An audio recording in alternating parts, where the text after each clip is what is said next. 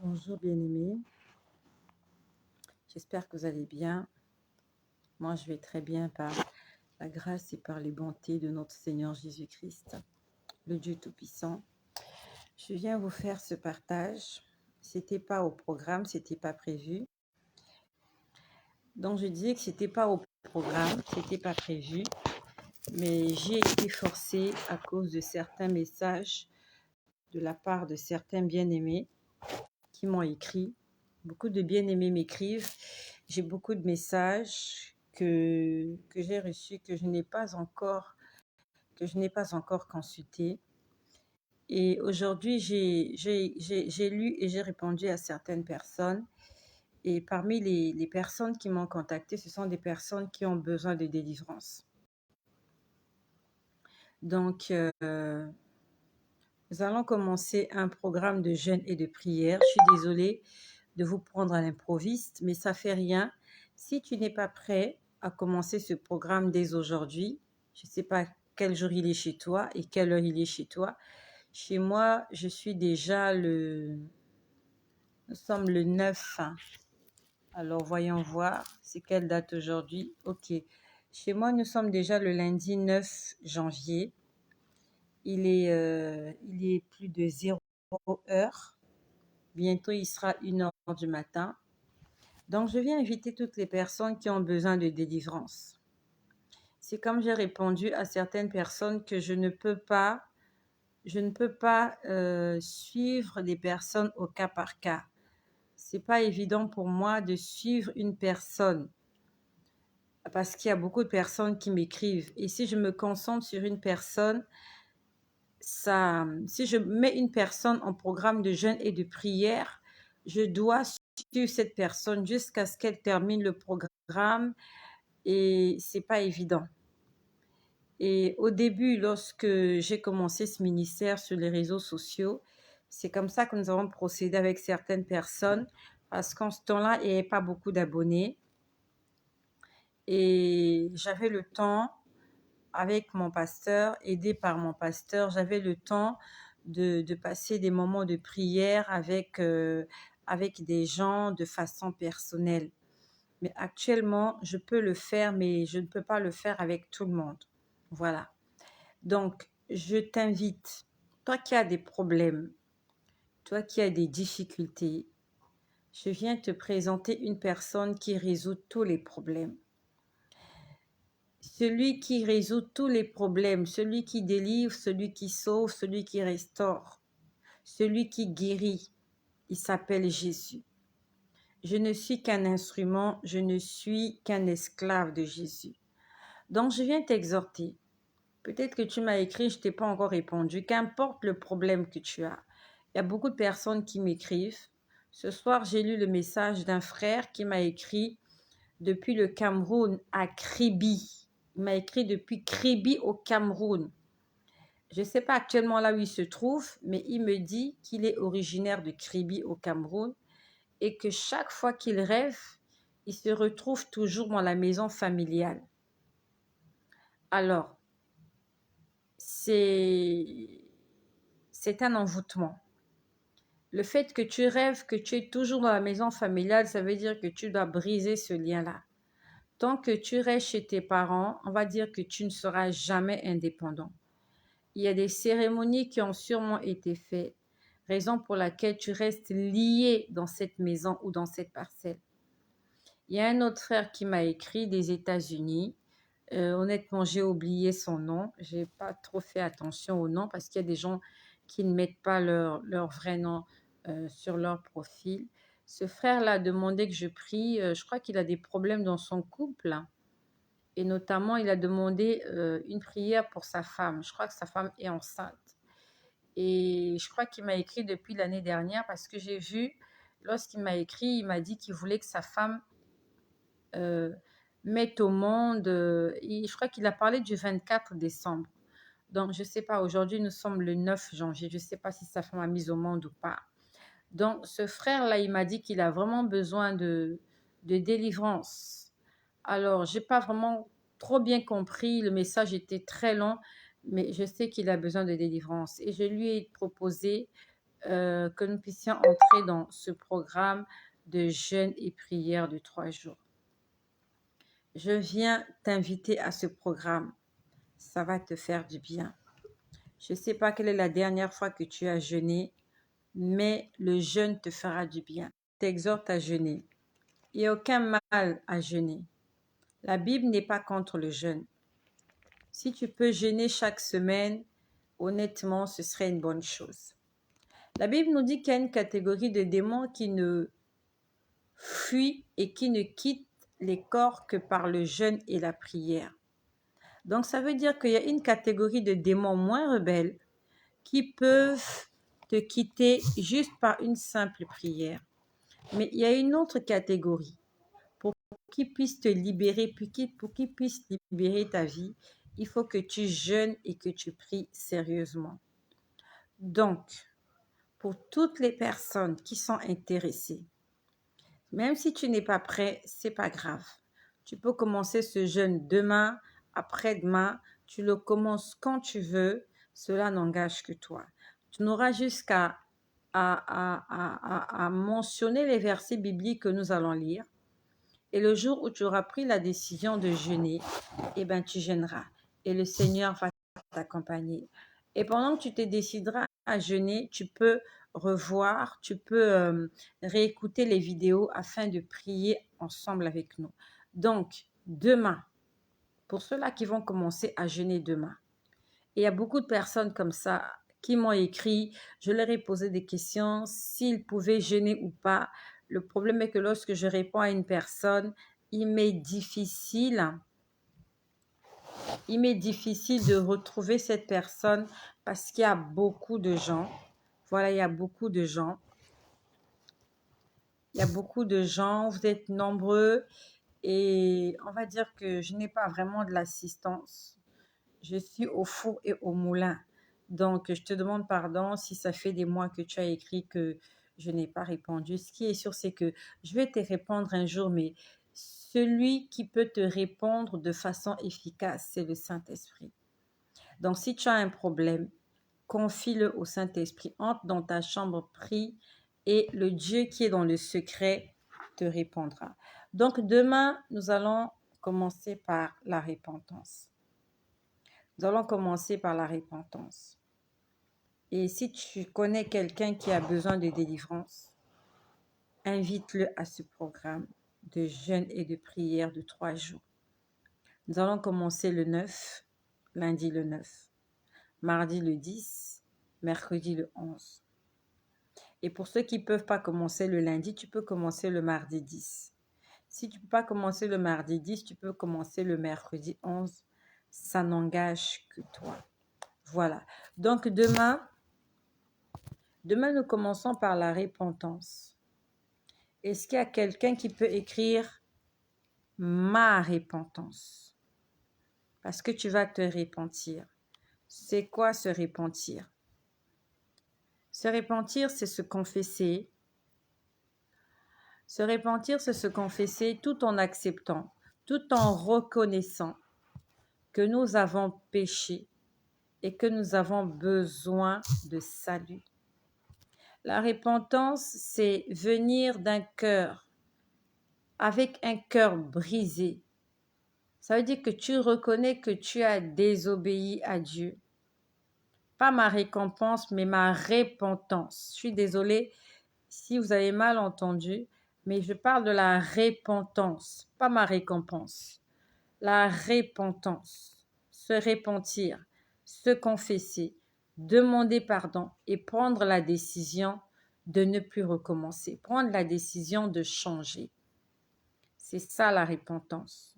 Donc, j'aimerais que tu écrives ma repentance. Voilà. Merci, béni de Dieu.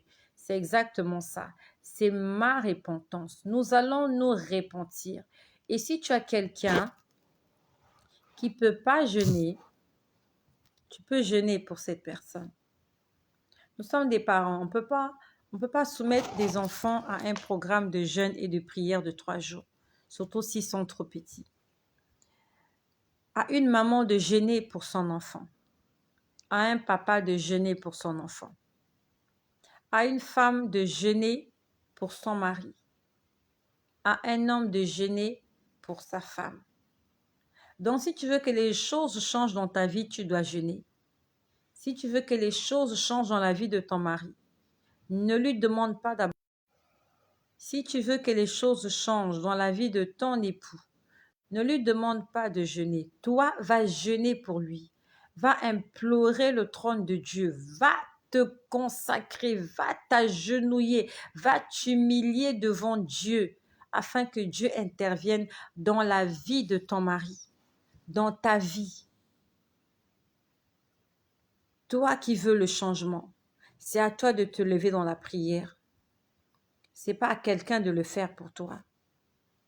Moi, quand je prie pour mes enfants, c'est moi qui jeûne. Je n'ai jamais demandé à mes enfants de jeûner. Je n'ai jamais forcé à mes enfants de jeûner. Je sais que le jour, l'heure, le temps viendra où ils vont jeûner par eux-mêmes. Ils n'ont pas encore pris conscience. La Bible nous dit que ce qui n'est pas fruit de conviction est un péché. Donc, forcer quelqu'un à pécher, forcer quelqu'un à pécher, forcer quelqu'un à faire quelque chose contre sa volonté, c'est péché. C'est péché. Donc, toi qui veux le changement dans ta vie, dans ta maison, dans ta famille, dans la vie de tes enfants, de ton mari, je t'exhorte à jeûner. Viens jeûner avec nous. Donc, le thème du premier jour, c'est ma repentance. Et pour ce premier jour de prière et de jeûne, nous allons lire des portions d'écriture. Nous allons lire et prier le matin. Nous allons lire et prier à midi. Nous allons lire et prier le soir. Par la grâce du Seigneur, le soir, nous allons tous prier ensemble. Que tu sois en direct ou en différé, viens te connecter avec nous, ensemble avec le Saint-Esprit. Nous allons prier, nous allons déclarer des choses. Donc demain, premier jour de jeûne et de prière, le matin, et je te remercie d'écrire cela afin que tu ne l'oublies pas. Le matin, nous allons lire 2 versets bibliques. Nous allons lire Actes des Apôtres, chapitre 3, verset 19. Merci de l'écrire, s'il te plaît. Aide-moi à l'écrire. Actes des Apôtres, chapitre 3, verset 19. Et Actes des Apôtres, chapitre 2, verset 38. Je te remercie d'écrire ces 2 versets que nous allons lire le premier jour de notre jeûne et prière qui commence lundi 9 janvier. Donc, le matin, nous allons lire Actes des Apôtres, chapitre 3, verset 19 et Actes des Apôtres, chapitre 2, verset 38. J'attends la première personne qui va écrire matin, Acte 3, verset 19 et Acte 2, verset 38. Le jeûne commence à minuit. Donc, à partir de minuit, tu ne manges plus. Si tu as des problèmes d'estomac, à la limite, tu peux boire de l'eau. Tu peux boire de l'eau si tu exerces une activité professionnelle et que tu crains d'avoir soit des vertiges ou des malaises. Tu peux boire de l'eau, mais pas de nourriture. Aucune nourriture ne doit entrer dans ta bouche à partir de minuit. À partir de minuit, le jeûne commence. Minuit 00 jusqu'à 6 heures du soir. Donc, tu auras l'autorisation de manger après 6 heures du soir. Mais surtout, n'oublie pas, avant de manger à 6 heures du soir, tu dois avoir lu tes versets bibliques, tu dois avoir fait ta prière. Il faut que nous puissions le faire pendant que nous sommes en jeûne. Donc, le jeûne commence à minuit. Et je ne sais pas quelle heure il est chez toi. S'il est déjà plus de minuit et que le programme te prend au dépourvu, tu peux commencer ton jeûne demain. Voilà. Et ça commence à minuit.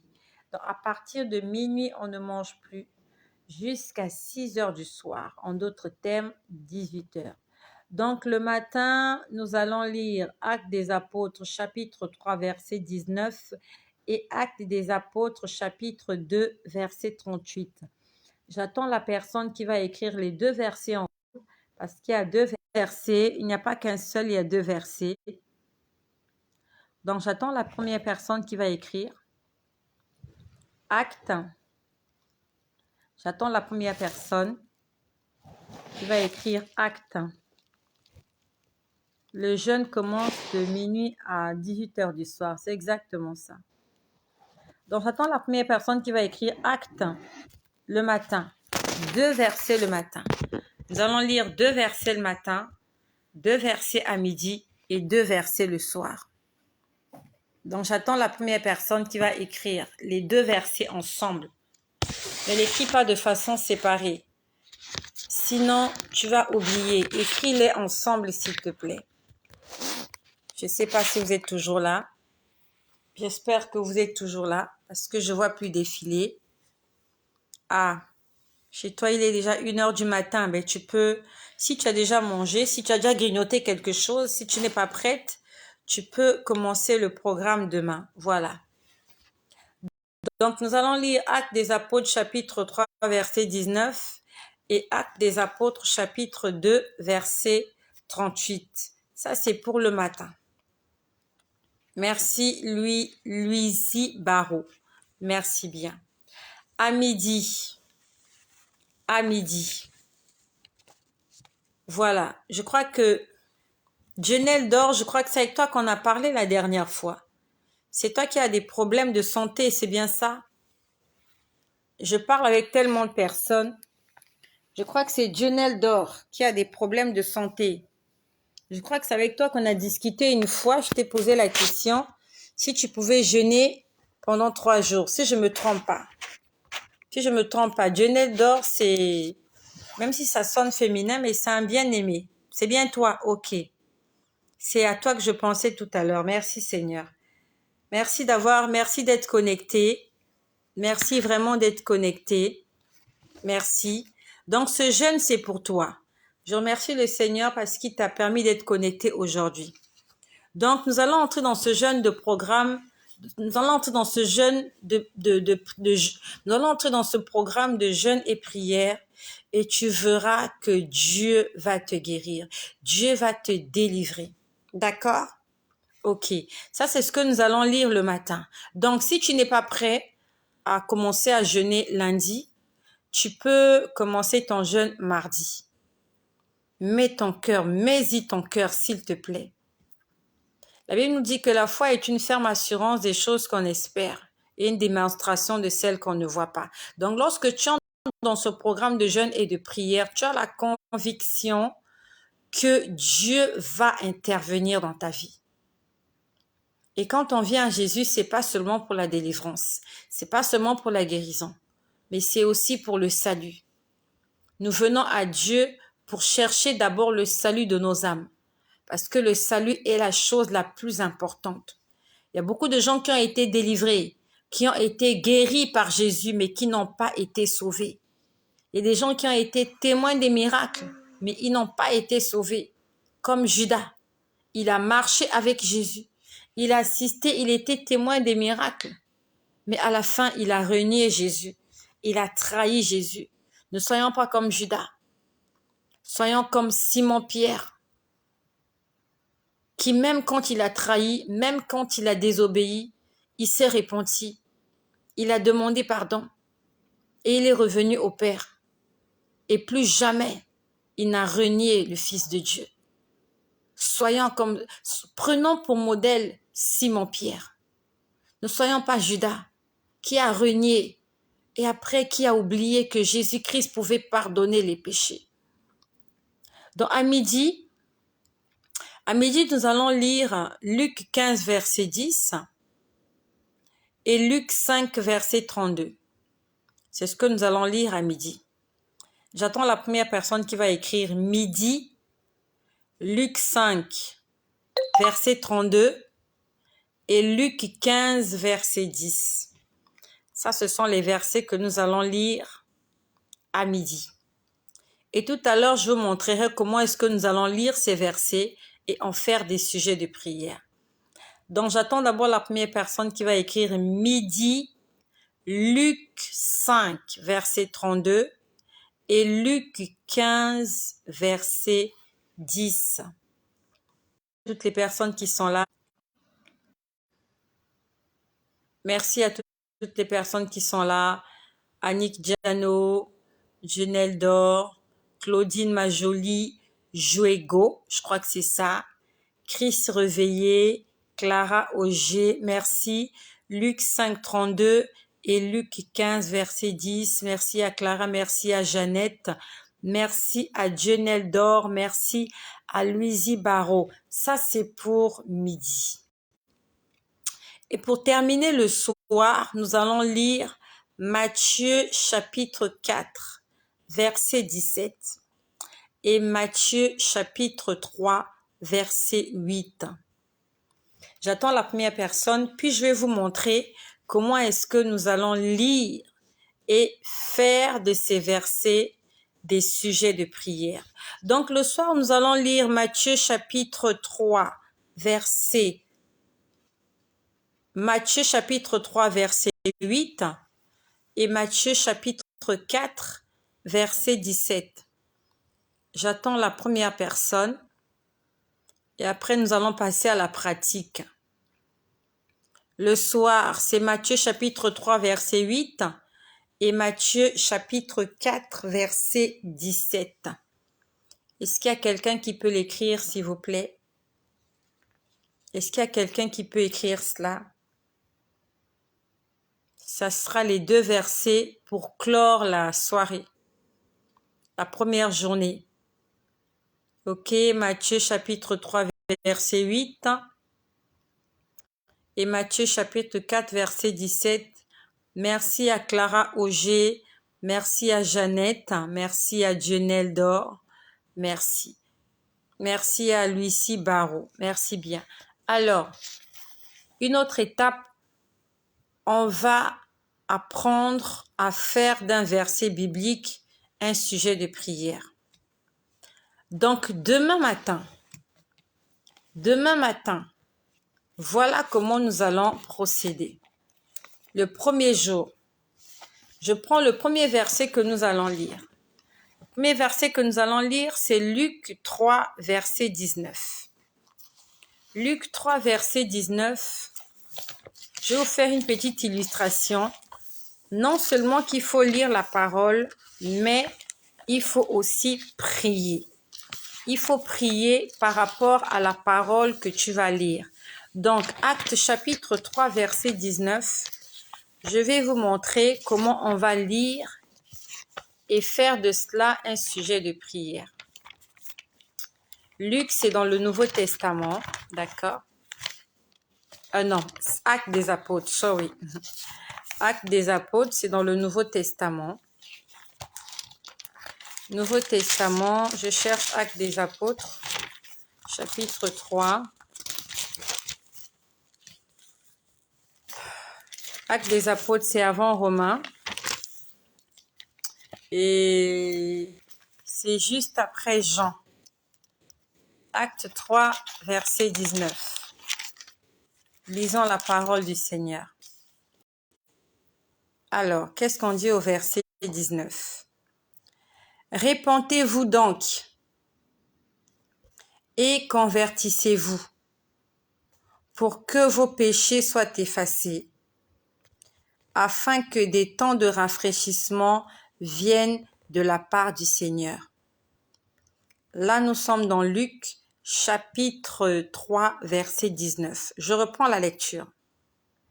Répentez-vous donc et convertissez-vous, pour que vos péchés soient effacés, afin que des temps de rafraîchissement viennent de la part du Seigneur.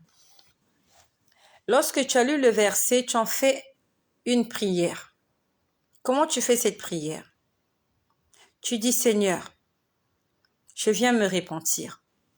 Tu utilises tous les mots. Tu utilises tous les verbes. Tu utilises tous les adjectifs qualificatifs. tu te les appropries et tu en fais des prières. Là où on dit répentez-vous, il s'agit de toi. Tu dis Seigneur, je viens me repentir. Seigneur, je viens te demander pardon. Seigneur, je viens me confesser. Seigneur Jésus, je demande la repentance de ma famille. Donc, tu utilises le mot repentance à ta guise. Tu l'utilises pour toi, pour ton mari, pour tes enfants. La repentance, c'est demander pardon et changer. Donc, tu dis, Seigneur, je prie pour la repentance de mon mari. Seigneur, je prie pour la repentance de ma maison. Je prie pour la repentance de mes enfants. Seigneur, je te demande pardon pour mes enfants, pardon pour ma maison, pardon pour ma famille et pardon pour moi-même. C'est ça la repentance. Tu sais que tu as péché, tu sais que tu as mal fait et tu viens avec tristesse dire à Dieu, je reconnais que j'ai attristé ton esprit et Seigneur, je te demande sincèrement pardon. C'est ça la repentance. Après, on passe à l'autre mot. On dit repentez-vous donc et convertissez-vous. Là maintenant, on parle de la conversion. Ça veut dire que la conversion vient après la repentance. La conversion, c'est changer. Être quelqu'un de nouveau. C'est comme convertir le dollar en euros ou convertir les euros en livres sterling. On change la monnaie. Au départ, tu étais d'abord quelqu'un, mais là, tu changes d'identité. Tu deviens quelqu'un d'autre. Tu demandes à Dieu de te convertir. Tu dis, Seigneur, je te prie pour ma conversion. Non seulement pour ma repentance, mais je prie que tu puisses me convertir, que tu puisses me changer. Et si tu lis des mots, tu ne connais pas la signification, va dans le dictionnaire. Que signifie convertir? Qu'est-ce que signifie repentir? Repentance, ça signifie quoi? Ce sont des recherches qu'il faut que tu apprennes à faire. Utilise des termes que tu comprends. Si tu comprends pas ce que signifie se convertir, va fouiller. C'est quoi la conversion? La conversion, c'est changer. Ça veut dire que après la repentance, il faut obligatoirement qu'il y ait une conversion. Donc, après la confession, après que tu aies demandé pardon, dans le plan de Dieu, il voudrait que tu puisses changer, que tu puisses changer de nature, que tu puisses naître de nouveau, que tu deviennes une nouvelle créature, afin que les choses anciennes soient passées. Tu dois devenir quelqu'un de nouveau. Donc, tu vas prier pour ta conversion. Donc, tu utilises le mot conversion, tu en fais un sujet de prière. Et après, on dit, pour que vos péchés soient effacés. Donc, on a dit, repentez-vous donc et convertissez-vous pour que vos péchés soient effacés. Ça veut dire que si tu te confesses, donc si tu te répands et qu'il n'y a pas la conversion, tes péchés ne sont pas effacés. Dieu efface Dieu efface tes péchés lorsque tu t'es confessé et que tu as pris la décision de changer. Tu deviens une nouvelle personne. Les choses pour lesquelles tu as demandé pardon, tu prends la décision de ne plus recommencer. À ce moment-là, ton péché est effacé. Mais si tous les jours, tu viens demander pardon pour la même chose et expressément, volontairement, tu continues à faire les mêmes péchés, ton péché n'est pas effacé. Il est toujours devant le Dieu Tout-Puissant. Il est toujours sous les regards de Dieu. Ton péché est toujours d'actualité si tu n'as pas changé.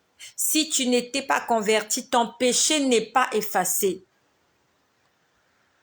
Ça veut dire que si tu as bu de l'alcool hier, tu t'es empiffré. Aujourd'hui encore, volontairement, tu allais boire de l'alcool, tu t'es empiffré.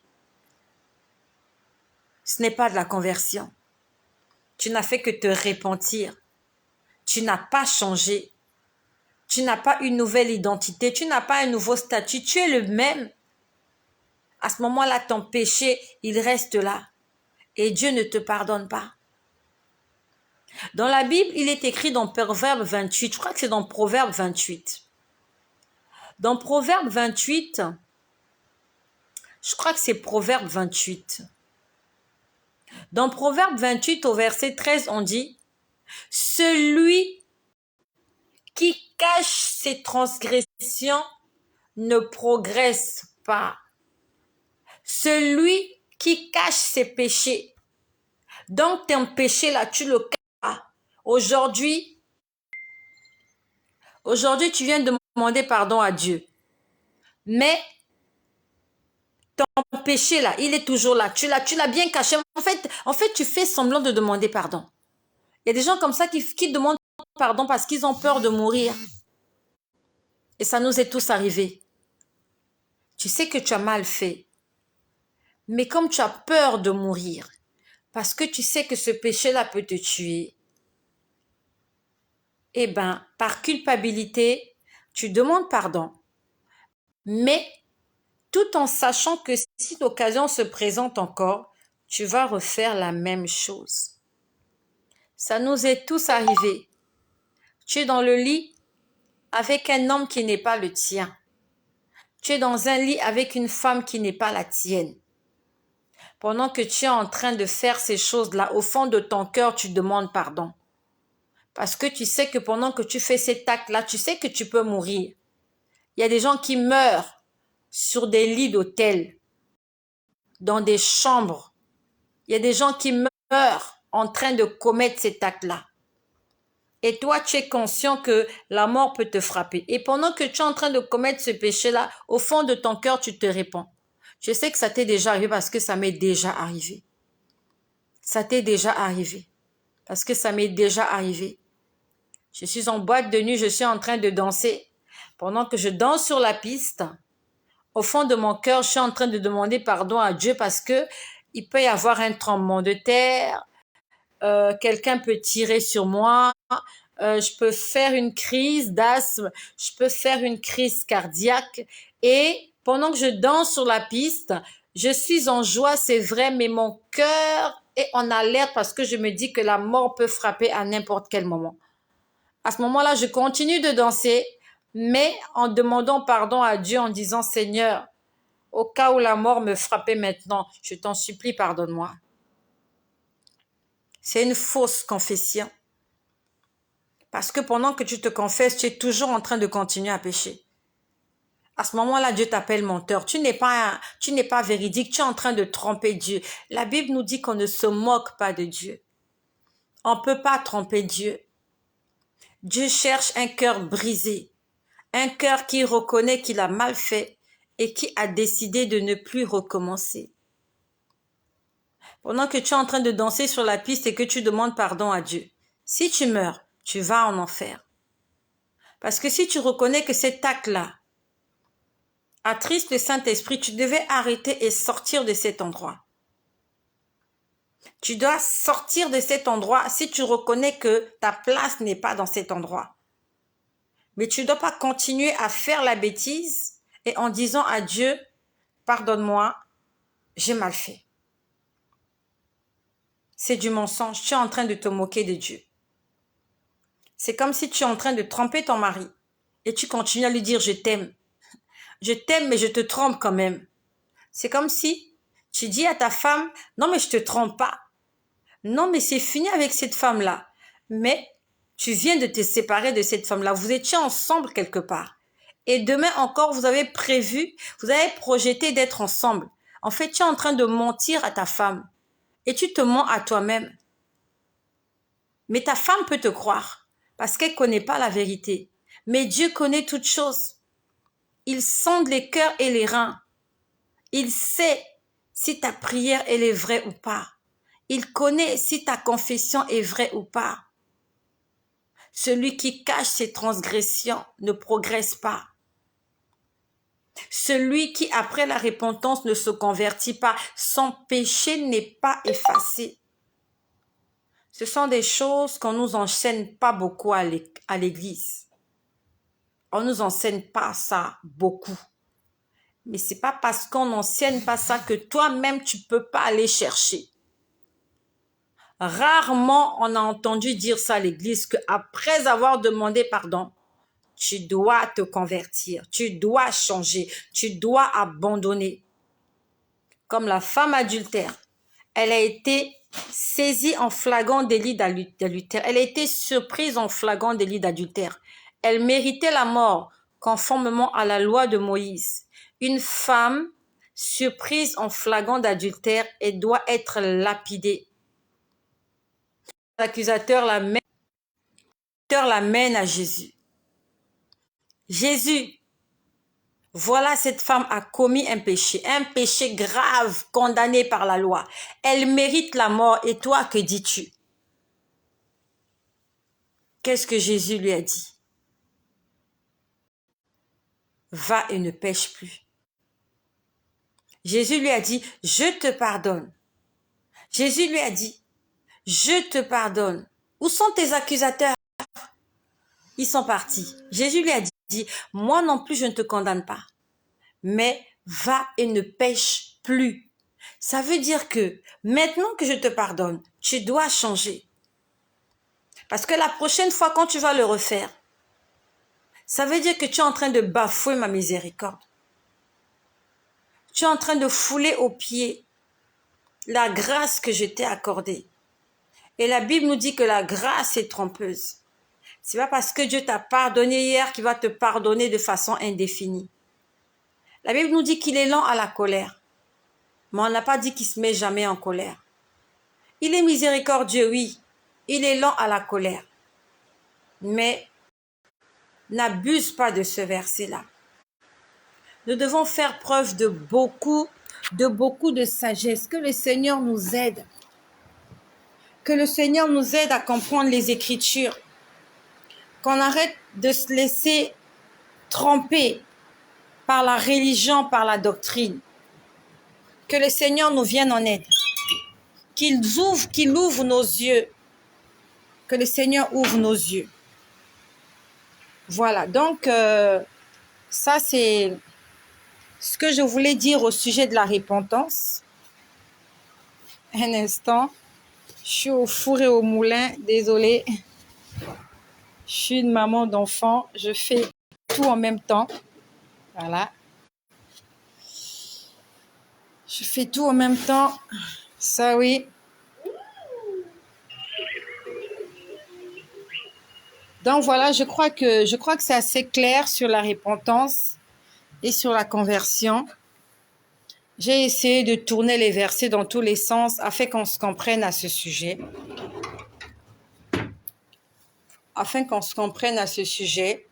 Et il y a plusieurs cas comme ça dans la Bible où Jésus a dit à des gens, va et ne pêche plus. On peut aussi se rappeler de ce paralytique, de cet homme qui était paralytique, qui était porté par ses amis et qui était passé à travers la toiture. La Bible nous dit que Jésus, un jour, était en train d'enseigner dans une maison et que la foule était tellement dense que c'était impossible d'accéder à Jésus. Et voilà comment il y a des hommes qui ont transporté leurs amis. Il y a des hommes qui ont transporté leurs amis jusque sous les regards de Jésus. Des hommes ont transporté leurs amis jusque sous les regards de Jésus. Et ils ont littéralement démonté la toiture. Ils ont démonté la toiture et ils ont fait descendre le malade sur son lit jusque sous les regards de Jésus. Et Jésus a dit à cet homme, tes péchés te sont pardonnés. Lève-toi, marche. Et il a dit à cet homme, va et ne pêche plus. Va et ne pêche plus. Voilà. Ça, c'est un peu la façon dont nous allons utiliser les versets bibliques comme des sujets de prière. Après cela, après qu'on parle de la conversion, nous sommes toujours dans Actes des Apôtres, chapitre 3, verset 19. On dit ceci, pour que vos péchés soient effacés, afin que des temps de rafraîchissement viennent de la part du Seigneur. À ce moment-là, tu demandes des moments de rafraîchissement dans ta vie. Tu dis, Seigneur, apporte de la fraîcheur dans ma vie. Apporte de la fraîcheur dans ma santé. Apporte de la fraîcheur dans mes finances. Seigneur, dans la vie de mes enfants, dans l'atmosphère, dans mon foyer, dans mon couple, Seigneur, dans mes entreprises, dans mon travail, dans ma vie spirituelle, dans mon ministère, je veux une bouffée d'air fraîche. Tu dis, Seigneur, apporte le rafraîchissement. Seigneur, je veux sentir cette fraîcheur. Seigneur, je veux me sentir apaisée. Seigneur, enlève en moi la tristesse. J'ai de prière. Donc, c'est comme ça que nous allons utiliser tous ces versets bibliques. J'espère qu'on s'est compris. J'espère qu'on s'est compris. J'aurais voulu parler plus longuement, voilà. J'aurais voulu parler plus longuement, mais je crois que j'ai été assez claire à ce sujet. Donc, demain, c'est le jour de la repentance. Nous allons nous repentir et nous allons prendre la décision d'être de nouvelles créatures. Et je vais terminer ce message par une prière. Nous allons faire cette prière tous ensemble. Tous ensemble, nous allons faire cette prière. Et tu peux répéter cette prière après moi. Dis avec moi, Seigneur Jésus, je te remercie pour ta parole qui vient pour me sauver, pour me guérir, pour me guider, pour me fortifier. Seigneur, je viens d'un cœur repentant aujourd'hui. Seigneur, je te demande pardon pour tous mes péchés. Seigneur Jésus, tu es mon Dieu. Répète-le après moi. Seigneur Jésus, tu es mon Dieu. Tu es mon sauveur. Tu as donné ta vie à la croix pour moi. Et je viens t'ouvrir mon cœur ce soir. Je viens t'ouvrir mon cœur aujourd'hui. Je t'invite dans ma vie. Je te reçois comme Seigneur et Sauveur. J'accepte de devenir ton enfant et de marcher dans l'obéissance de ta parole.